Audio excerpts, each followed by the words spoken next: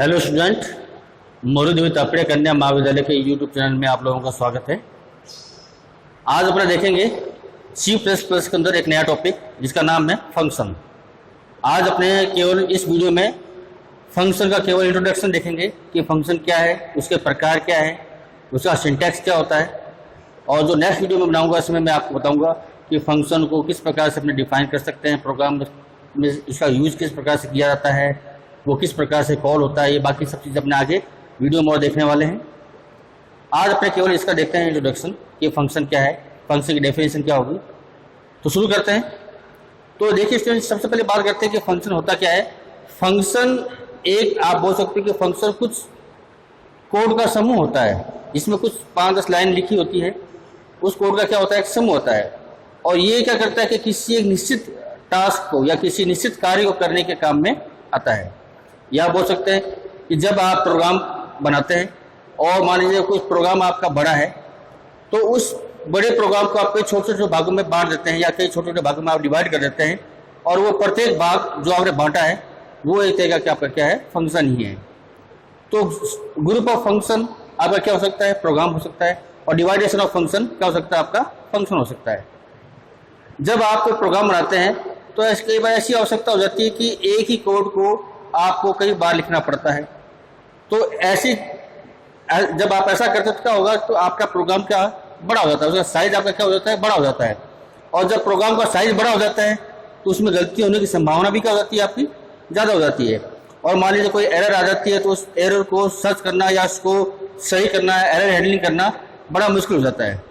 तो इस समस्या से बचने के लिए आप क्या करते हैं, इस समस्या से बचने के लिए हम क्या करते हैं कि ऐसे कोड जो बार बार आप रिपीट कर रहे हैं उनको एक फंक्शन में बना के लिख देते हैं और उस फंक्शन का क्या करते हैं, एक नाम दे देते हैं। उस नाम जब भी उस कोड की आवश्यकता होती है आपको, आप उस जगह उस फंक्शन को क्या कर सकते हैं, नाम के साथ में कॉल करते हैं। और वो क्या होता है, कंपाइलर क्या करता है कि अपने आप ही आपने जो फंक्शन लिखा है उसके कोड को एग्जीक्यूट वहाँ पे कर देता है।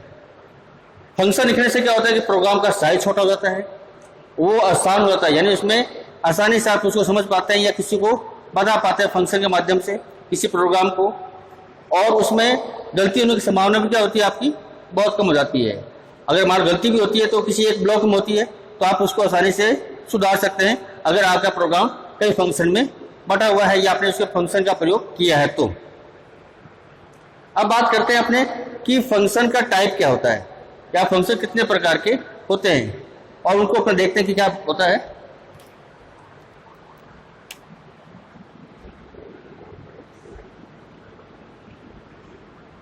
फंक्शन आपके क्या होते हैं, 2 प्रकार के होते हैं। कितने प्रकार के होते हैं, 2 प्रकार के फंक्शन होते हैं।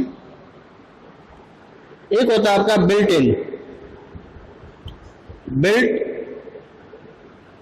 इन फंक्शन, ठीक है।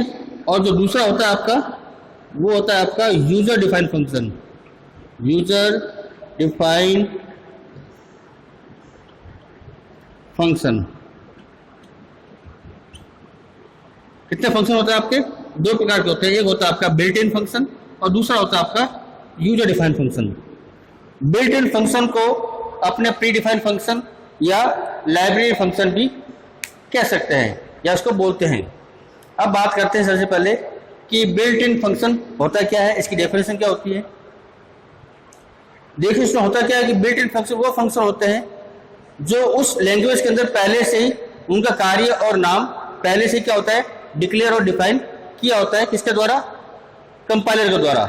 यानी आप जैसे आप C++ का यूज कर रहे हैं तो C++ में कुछ ऐसे फंक्शन पहले से ही निर्मित किए हुए हैं C++ के द्वारा।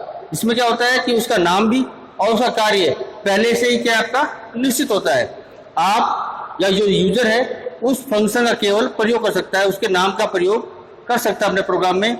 उसके नाम के अंदर या उसके कार्य में कोई बदलाव नहीं कर पाएगा।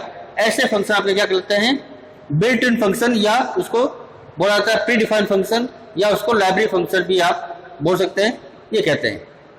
जैसे मान लीजिए आप प्रोग्राम को लिखते हैं तो प्रोग्राम लिखते समय सबसे पहले आप हेडर फाइल लगाते हैं। जैसे मान लीजिए हैश include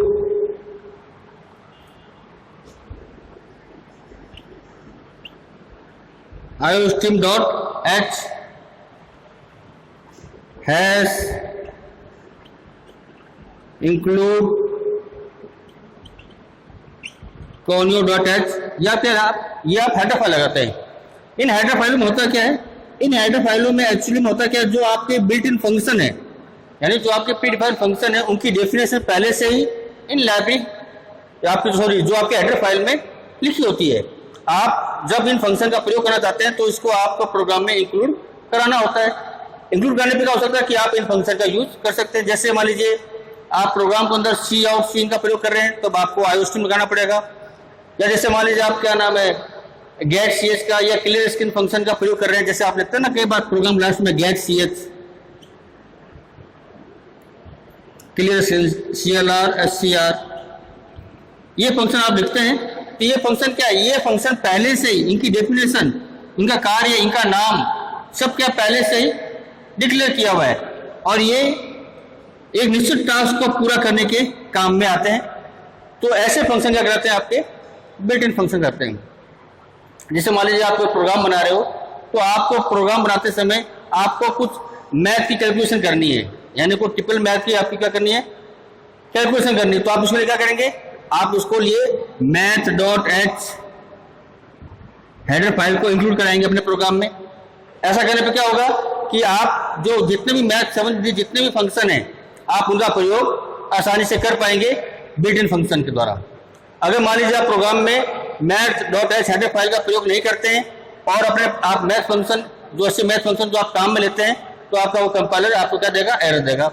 इसलिए क्या करना पड़ता है आपको कि आप जिस प्रकार के फंक्शन आप काम में लेना चाहते हैं उस प्रकार के फंक्शन को आपको प्रोग्राम में इंक्लूड कराना पड़ता है, जिससे क्या हो सके कि उस हेडर फाइल से संबंधित जो भी आपके फंक्शन है उसको आप आसानी से यूज में ले सकें, बिल्ट इन फंक्शन आसानी से यूज में ले सकें।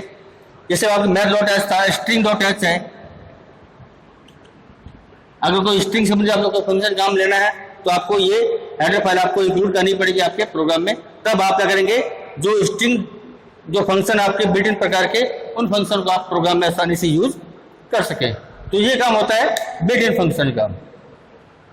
अब बात करते हैं user defined function. User defined function वो फंक्शन होते हैं जो उपयोगकर्ता अपनी आवश्यकता होने पे क्रिएट करता है, अपनी आवश्यकता होने पे उसको बनाता है। जब उपयोगकर्ता इस फंक्शन को बनाता है तो उसका नाम और उसका कोड वो क्या करता है कि यूजर ही डिक्लेयर करता है कि उसका क्या नाम होना चाहिए और ये फंक्शन क्या काम करेगा। ये दोनों चीजें यूजर ही क्या करता है, निश्चित करता है कि इसमें क्या क्या होना चाहिए।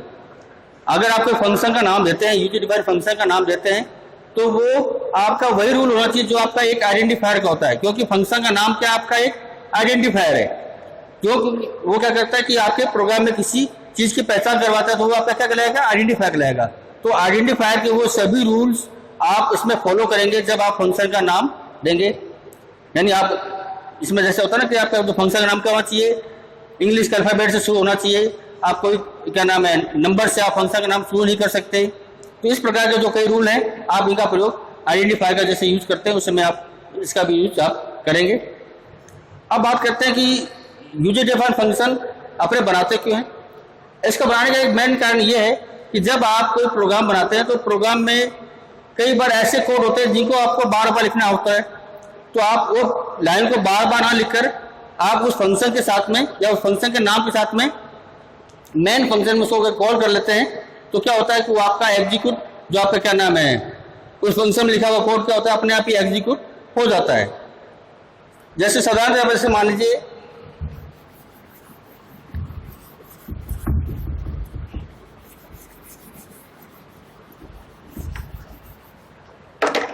जैसे आप प्रोग्राम में मैन फंक्शन लिखते हैं, जैसे आप देखते ना वॉइड मैन,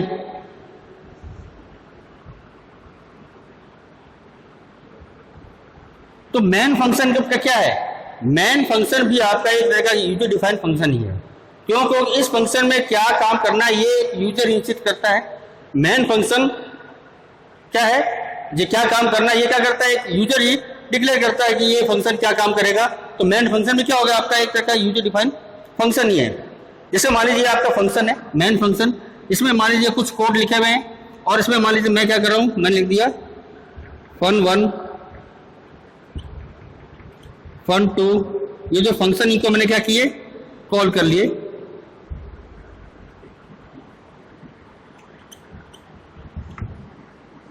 मैंने इनको क्या किया, कॉल कर लिए। तो आप क्या कर सकते हो कि यूजर डिफाइंड फंक्शन को मेन फंक्शन के अंदर कॉल किया जाता है। हमेशा फंक्शन कहाँ कॉल होगा, आपका मेन फंक्शन में कॉल होगा। कौन सा, यूजर डिफाइंड फंक्शन। और इस फंक्शन को डिक्लेयर और डिफाइन आप मेन फंक्शन से बाहर करते हैं। यानी अगर आपको कोई फंक्शन, यूजर डिफाइंड फंक्शन को क्या करना है, डिफाइन करना है, तो आप उसको प्रोग्राम को नीचे डिफाइन कर सकते हैं, या आप उसको ऊपर बाहर जो आपके मेन फंक्शन से पहले आप उसको डिक्लेयर कर सकते हैं कि मैं ये फंक्शन यूज में लूंगा, और उसको बाद में आप डिफाइन कहीं पर भी कर सकते हैं। तो ये इसका तरीका होता है डिफाइन करने का। जैसे मान लीजिए मैंने क्या किया,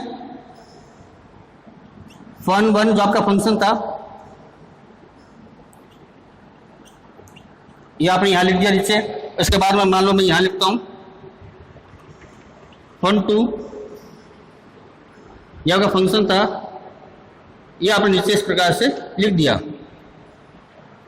तो उसमें क्या होगा कि जैसे ही कंपाइलर इन स्टेटमेंट को पढ़ के कहाँ जाएगा, इस fun1 नाम के फंक्शन पे जाएगा, तो उसको पता चल जाएगा कि ये क्या आपका क्या है, ये आपका यूजर डिफाइंड फंक्शन है, और इस फंक्शन को मेन फंक्शन में क्या किया गया है, कॉल किया गया है।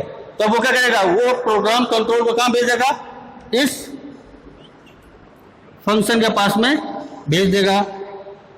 कहाँ जाएगा आपका प्रोग्राम, इस फंक्शन पर आ जाएगा। इस फंक्शन में जो भी कोड लिखा हुआ है वो आपका क्या हो जाएगा, एग्जीक्यूट होगा। क्या होगा, आपका निष्पादित होगा। और निष्पादित होने के बाद में जैसे इस फंक्शन का काम पूरा होगा, तो ये फंक्शन क्या करेगा, दोबारा प्रोग्राम कंट्रोल को कहाँ भेज देगा, आपके मेन फंक्शन में भेज देगा। और फिर मेन फंक्शन के बाद में जैसे ही प्रोग्राम कंट्रोल फंक्शन 2 पे आएगा, तो आपका प्रोग्राम कंट्रोल क्या करेगा, आपका सीधे यहाँ से स्किप होकर कहाँ जाएगा, इस फंक्शन 2 पे आ जाएगा। और इसमें जो लिखा हुआ कोड है वो आपका क्या है, एग्जीक्यूट होगा। और जब इस फंक्शन का काम पूरा हो जाएगा, इसके सारे कोड आपके एग्जीक्यूट हो चुके होंगे, किसके, फंक्शन 2 के, तो फंक्शन क्या करेगा कि दोबारा इस प्रोग्राम कंट्रोल को कहाँ भेजेगा, आपके मेन फंक्शन में भेज देगा। यानी फंक्शन, यूजर डिफाइंड फंक्शन को आप मेन फंक्शन से के बाद में या पहले आप उसको डिक्लेयर और डिफाइन कर सकते हैं, लेकिन उसको कॉल कहाँ किया जाता है, मेन फंक्शन में कॉल किया जाता है। क्योंकि मेन फंक्शन ही आपका प्रोग्राम का, जो C++ प्रोग्रामिंग का मेन हिस्सा होता है, जहाँ पे सभी कार्य को निष्पादित किया जाता है। तो इस प्रकार से क्या होती है, आपकी प्रोसेसिंग होती है फंक्शन की। यानी इसमें क्या होता है कि मैन टू फंक्शन और फंक्शन टू मैन, वापस ये इस तरह में आपका जो प्रोग्राम कंट्रोल आपका क्या है, चलता है। फंक्शन से आया, क्या है, इस फंक्शन पर आया, दोबारा फंक्शन 1 ने क्या किया, दोबारा प्रोग्राम कंट्रोल कहाँ भेज दिया, मेन फंक्शन भेज दिया। जैसे फंक्शन 2 पे प्रोग्राम कंट्रोल आया, उसने क्या किया, प्रोग्राम कंट्रोल कंपाइलर ने क्या किया कि प्रोग्राम कंट्रोल को फंक्शन 2 पे भेज दिया। यहाँ पे जो कोड आपका एग्जीक्यूट हुआ, जब यहाँ पे से काम पूरा हुआ, तो फंक्शन ने क्या किया, दोबारा प्रोग्राम कंट्रोल को मेन फंक्शन में भेज दिया। यानी जो आपका प्रोग्राम का कंट्रोल है वो आपका मेन फंक्शन टू फंक्शन और फंक्शन टू दोबारा मेन फंक्शन में, इस प्रकार से आपका ट्रांसफर बार बार होता रहता है। तो ये था आज का टॉपिक, जिसमें मैंने आपको बताया कि फंक्शन की क्या उपयोगिता है प्रोग्राम के अंदर, फंक्शन को किस प्रकार बनाया जाता है या क्यों बनाते हैं फंक्शन को अपने, इसके टाइप कितने हैं, उनकी डेफिनेशन क्या क्या है। आज आपने इस वीडियो में ये देखा, और नेक्स्ट वीडियो जब मैं बनाऊंगा उसमें मैं आपको एक एग्जाम्पल प्रोग्राम की सहायता से समझाऊंगा कि आप यूजर डिफाइंड फंक्शन को किस प्रकार से प्रोग्राम में लिखते हैं और उसको किस प्रकार से आप प्रोग्राम में यूज करते हैं। तो आज के वीडियो में इतना ही। इस वीडियो से संबंधित कोई भी क्वेरी या कमेंट हो तो आप मुझे कमेंट बॉक्स में कमेंट कर सकते हैं। धन्यवाद।